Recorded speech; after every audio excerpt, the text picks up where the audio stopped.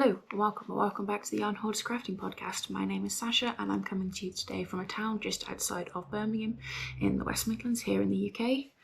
It is the 13th of January 2026 and this is my first official podcast of the year. Hello, welcome to quite a few new subscribers, as well as welcome back to all of the original older subscribers. Everybody is welcome here. This is my little alcove corner of the internet where I like to talk about my crafting. I do a lot of knitting mostly. I also do crochet, Tunisian crochet, sewing, jigsaws, occasionally Lego. And today I'm basically going to talk about the three main projects I've worked on since my last podcast episode, as well as the last acquisition I got in 2025. I'm not going to mention any of my cast-ons. There is 7 of them at the moment. None of them have been touched since my cast-on video for each of them at the moment, so I don't want to go over all 7 of those because if you have been watching the cast-ons, none of them have changed since the outro.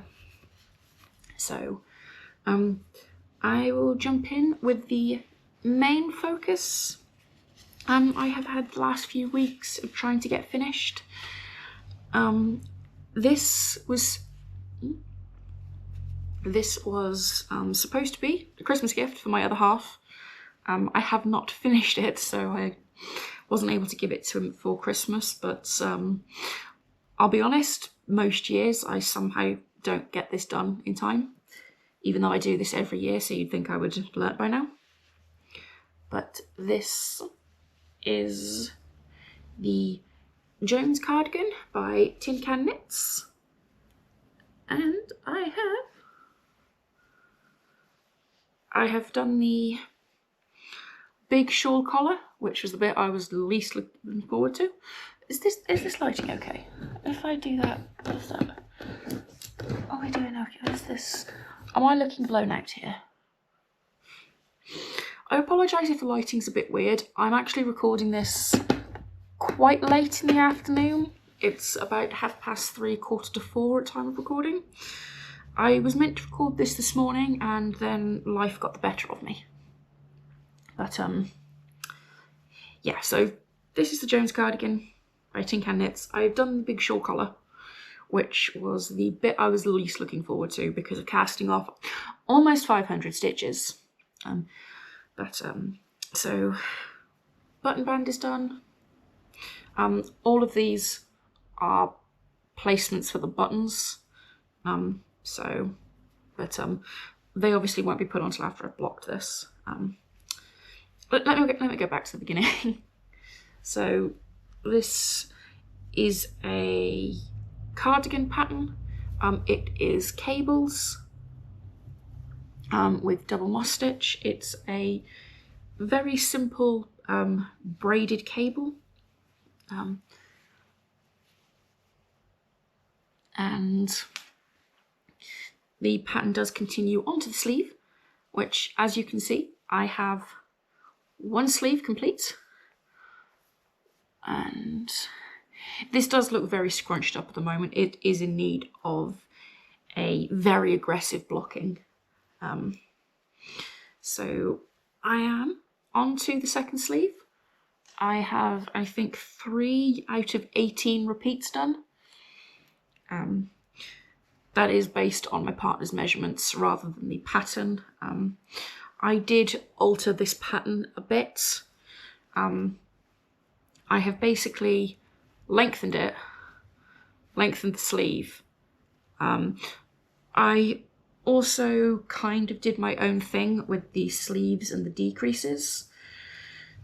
I have made the adult size 6, which I think was the large. But when it came to picking up these stitches for the sleeves, I kind of just picked up the amount that felt right for the depth of the armhole, which ended up being the same number of stitches for the adult size 8, so a full two sizes bigger. And so, well, the body is a longer version of the size 6.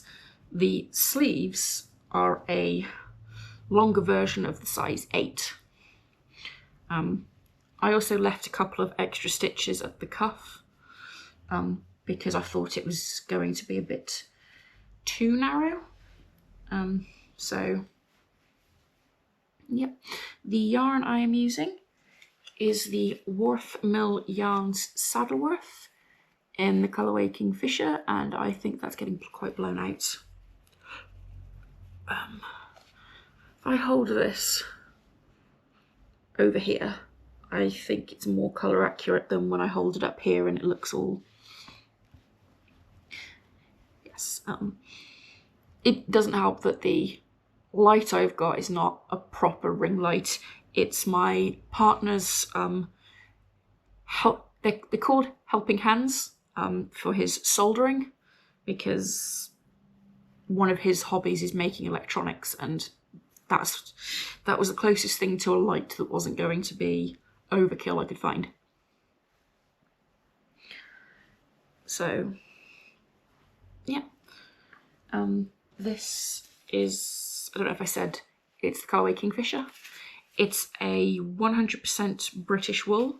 It's made by Woolly Knits, and it is it's a toothy. I believe this is also non-superwash, because it is very toothy and very woolly, which we both like. If you're not that into the woolly wools, this isn't for you, this yarn. It's also, due to the way it is constructed, it can be a little bit splitty if you, like me, like sharper pointed needles. But I think this is turning out really well. I really like it. I'd say I might knit myself one of these at some point. Although I think if I had to pick up and do another shawl collar quite so soon, I might scream. This collar took an embarrassing amount of time to do. I managed to do this entire sleeve in 5 days. This collar took me 7. And I took a break halfway through. So from the day I picked it up to the day I cast it off was actually 10 days, but I took 3 days off. But this is great. Yes, casting off took 1,000,001 years, but I think it's looking good. Yeah. As I said, would probably make one for myself if not for the shawl collar, and if I didn't have like 1,000,001 other projects I also want to make for myself. But that is the main project. I'm hoping I can get this finished this week, and then maybe next podcast this will be finished and blocked. We shall see. It might be finished but blocking, so you might not see this in the next podcast episode. I will probably mention it either way, but you will see this again at least once, if not twice. So, project number 1. Project number 2 is the Christmas socks I definitely had finished. No, I didn't. No. So, these are my basic stockinette vanilla Christmas socks using the West Yorkshire Spinners Signature 4-ply. They're sparkly base in the colourway Yuletide. I don't know if you can see the glitter in there, but it's very sparkly. I'm also using a leftover West Yorkshire Spinners. I believe this is the colourway Nutmeg. But, yeah. So this is the first sock. I'm pretty sure I had this finished in the last episode. I don't know if I mentioned, this is episode 44. It's my first one of 2026, but this is episode 44. And I have pinned this all together, splendid. I have just finished the heel flap of the second sock. I've also done the heel turn. So there is a turned heel. I now just need to pick up the gussets and get going on it. But yeah, I've been casting on other projects, so this hasn't seen quite as much work as it probably should have done, but that's fine. They get finished when they get finished. Knitting is a slow craft, and I'm not going to force myself to meet unrealistic deadlines, at least not this year. And yeah, so these have they're knit on a 2.5mm. I do the main part on a 9-inch circular, but I do the heel flap on a DPN. Sometimes I do it all on the 9-inch circular. It depends just what I'm up to, where I am, like physically, where I physically am when I move to the heel. There is 64 stitches with a 2x2 ribbed cuff for 20 rounds, and then I did 80 rounds for the leg. As I said, it's a heel flap and gussets, and then I will do a wedge toe when the time comes. These obviously aren't the most interesting of projects. These do tend to be my out and about knitting. I take them to knit group most of the time. The last couple of times I've taken my Jones cardigan to try and make some more progress on that. This also comes to the gym with me. However, I've been doing more classes recently, more fitness classes rather than solo gym work. So I haven't done as much on these there either. But yeah, we're they're socks. But hopefully I shall have them done soon, and they can be my first pair of finished socks for 2026. It would be nice to get a pair finished in January, and this is the only pair anywhere close.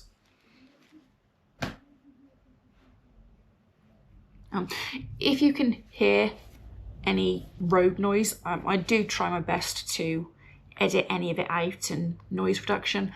I live basically on a main road. My house doesn't have a front garden. My front door opens straight out onto the street, and it's quite a busy high street. Well, not high street. It's a busy through road, basically. So I do apologise. And my last project that I've done a fair amount of work on, which I don't think I've shown in quite some time, is my heavily modified, or I don't know if you can call it heavily modified, it's definitely modified. This is definitely not in a great place to show off, but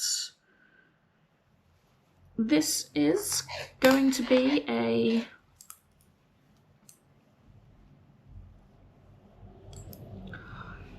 it's a vest number 2 spring edition. However, I have modified it. So the pattern's by My Favourite Things Knitwear.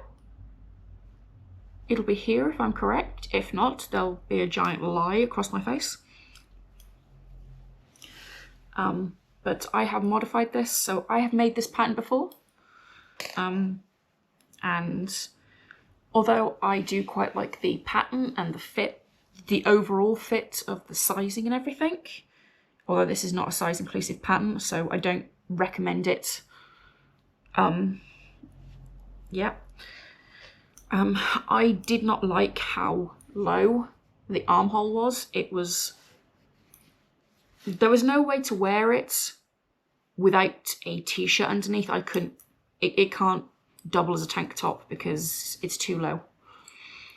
So I've modified it so that the armhole actually sits higher, but the V stays where it originally was,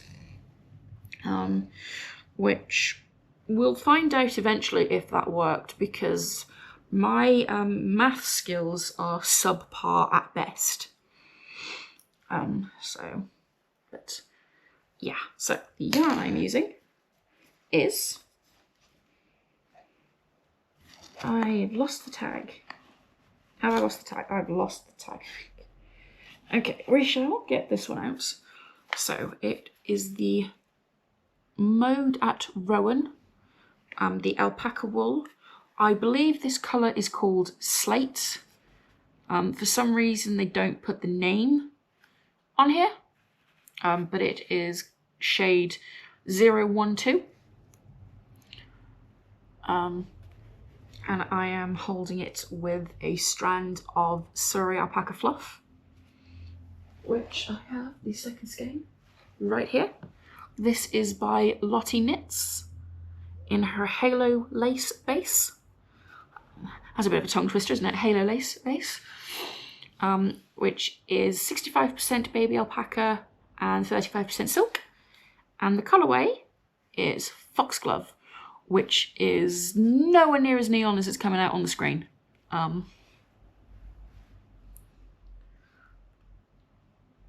I think that's better. It's quite a dark tonal pink, which... Can anyone tell I have a thing for pink?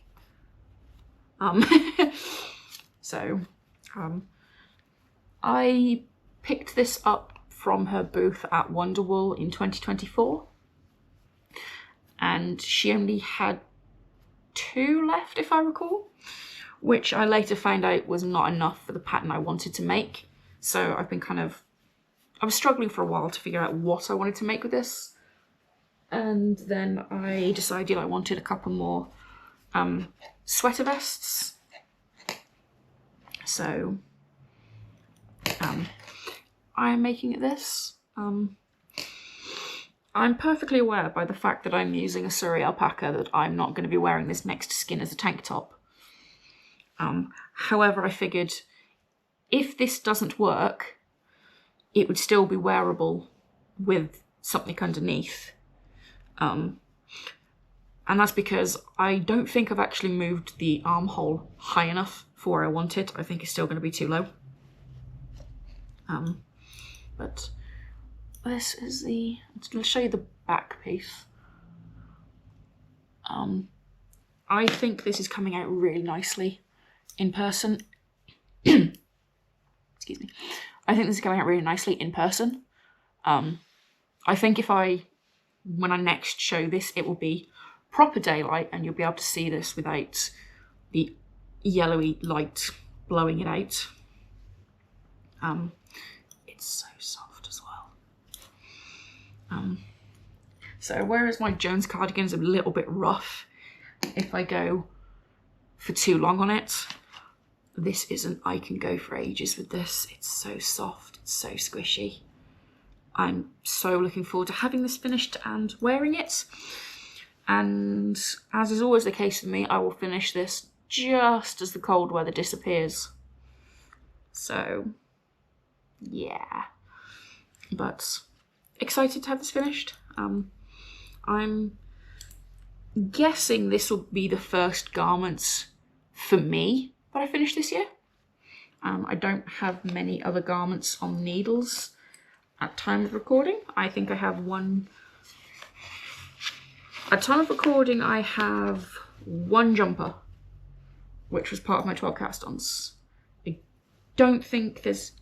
Oh, actually, there is another garment for me, but that's definitely not going to be finished this year because it is a scrappy...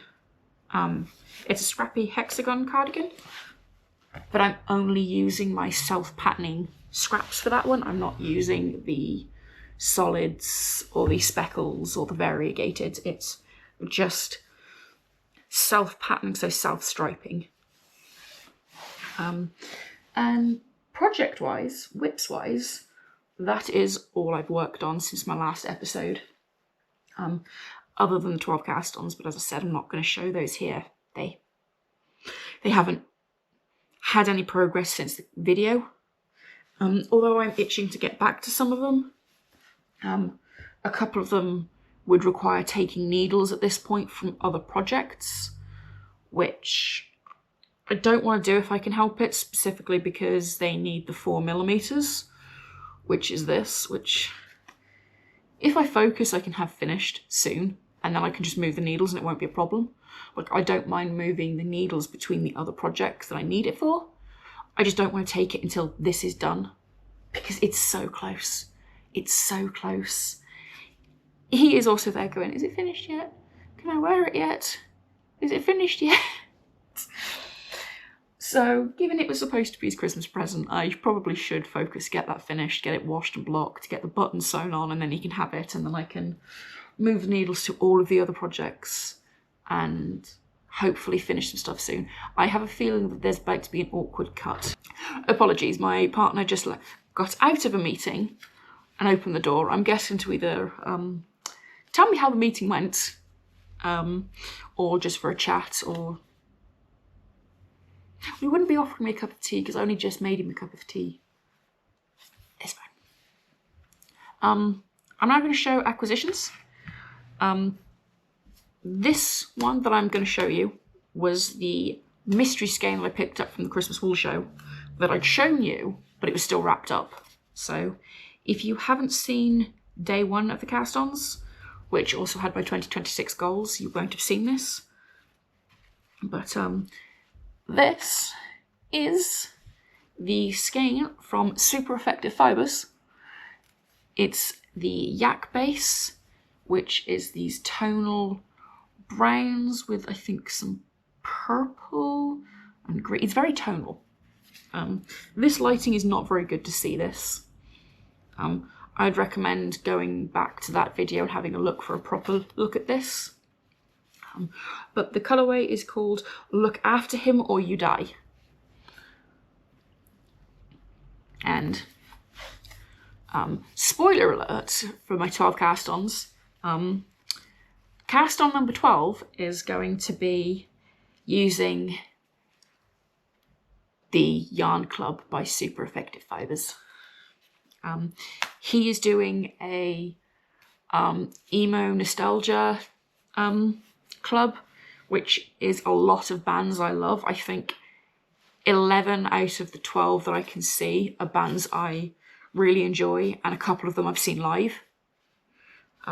So yeah, I opened one skein, went to link this dyer in that vid, discovered he was doing a yarn club of that, and decided that my stash neutral goals would have to include a blanket with the 12 colours he comes out with.